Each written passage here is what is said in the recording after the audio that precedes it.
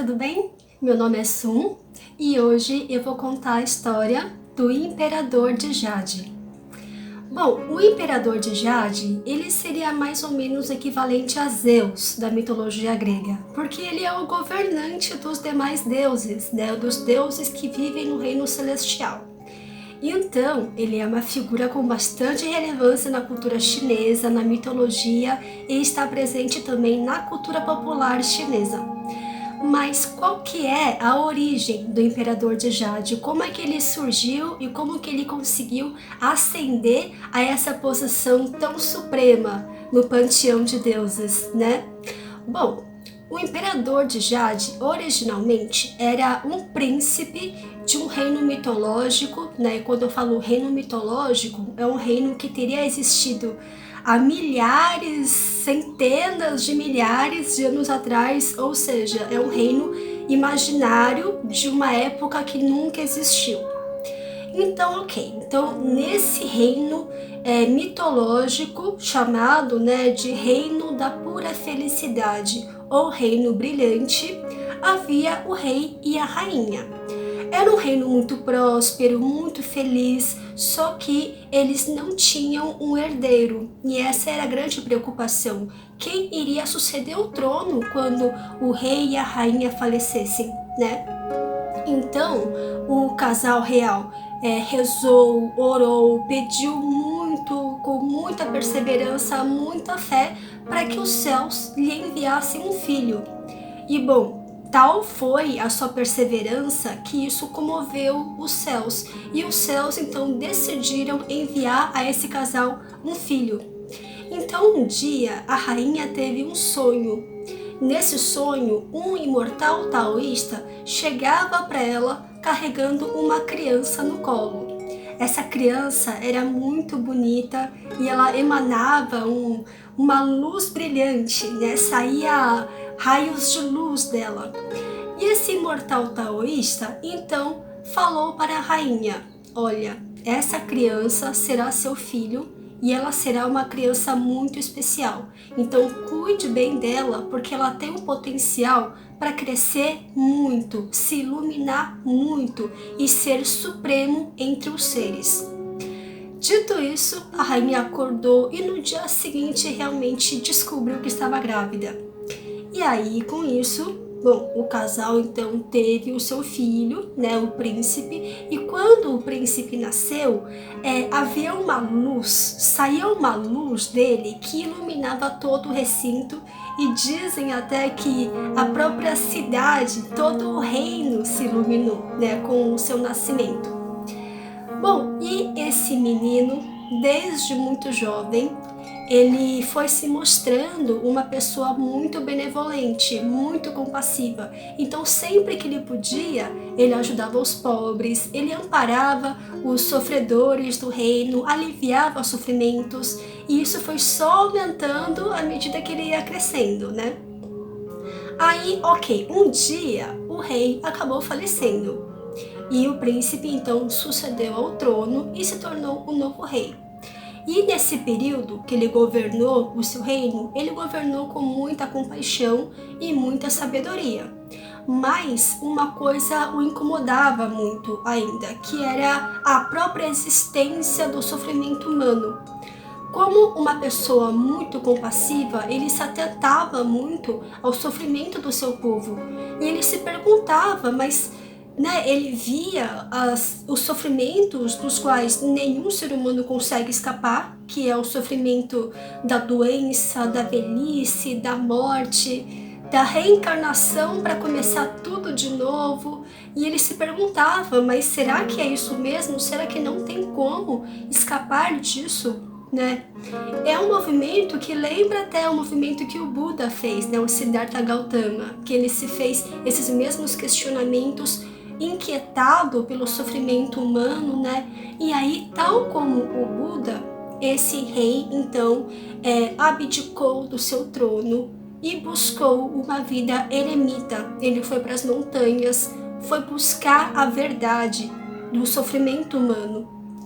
Bom, e vivendo essa vida eremita, ele cultivava muito o seu espírito, né? Então ele praticava muito a meditação, praticava a caridade sempre que podia. Então, ao longo desse tempo que ele esteve, né, nessa vida de eremita, ele evoluiu muito espiritualmente, ele se cultivou muito, né?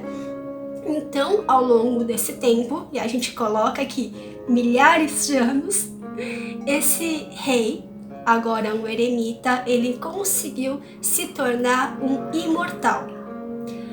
Bom, na época, nesse tempo mitológico, a Terra ainda era muito povoada de demônios. Então a Terra não era um lugar exclusivo de mortais. Era um reino povoado por mortais, mas ainda com vários demônios para lá e para cá, com alguns imortais, alguns deuses também para cá e para lá. Mas fato é, nessa época ainda havia muitos demônios na Terra, causando sofrimento e aflição entre os seres humanos. E entre esses demônios havia também um rei, o rei demônio. O rei demônio era também um ser que era um exímio cultivador. E quando eu falo exímio cultivador, é uma pessoa que assim, a pessoa nem sempre se cultiva para o bem. O cultivo é uma prática através do qual você fortalece o seu poder espiritual. E você pode fortalecer o seu poder tanto para o bem quanto para o mal. E, no caso, o demônio, ele era um ótimo cultivador, se cultivou por centenas de milhares de anos e agora era um ser, um demônio extremamente forte, extremamente poderoso. E aí, né, ele estava crente que era o ser mais forte da Terra. Então, ele resolveu reunir o seu exército de demônios e invadir o reino celestial, para com isso se tornar o soberano de todo o universo. E de fato, ele era tão forte e havia tantos demônios que os celestiais, os habitantes do reino celestial, estavam em desvantagem na guerra. Eles estavam perdendo, eles realmente estavam mais fracos do que os próprios demônios. Aí, o nosso protagonista, né, um dia percebeu essa estranha movimentação no céu e percebeu que havia uma emanação de energia maligna que não devia estar lá, né? Em tese, o reino celestial é um reino de seres mais iluminados.